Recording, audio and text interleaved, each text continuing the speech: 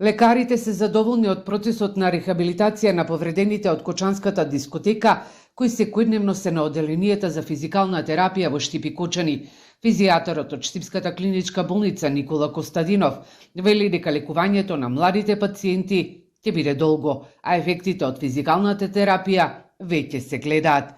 Во Штипската болница се 7, а во Кочанската се 42 пациенти кои се на физикална терапија.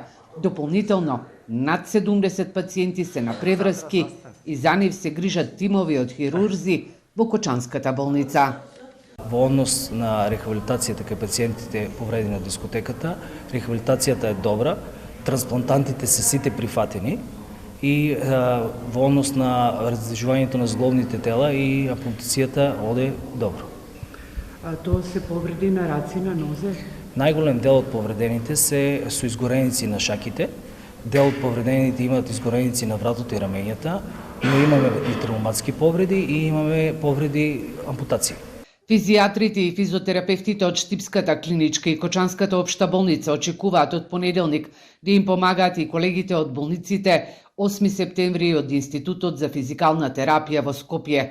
Костадинов смета дека лекувањето на повредените може да трае во наредните 2 години. На Штипското оделение за физикална терапија се подготвува и посебен дел, каде што ќе се работи само со повредените во пожарот во дискотеката. Во Штипска физикална спремаме посебна соба, кај што ќе се рехабилитираат децата.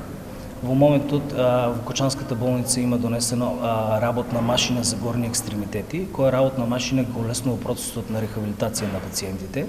Се надеваме дека во наредниот период таа работна машина ќе добиеме и во Штип.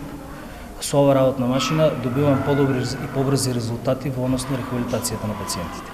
Здравствените работници од Штип и Кочани вклучени во процесот на рехабилитација завршија 6-неделна обука организирана од страна на Англиската организација за ургентна медицина, сертифицирана исклучиво за пациенти со изгореници. Во неголемата трагедија во земјава 62 лица загинаа, а околу 200 беа повредени.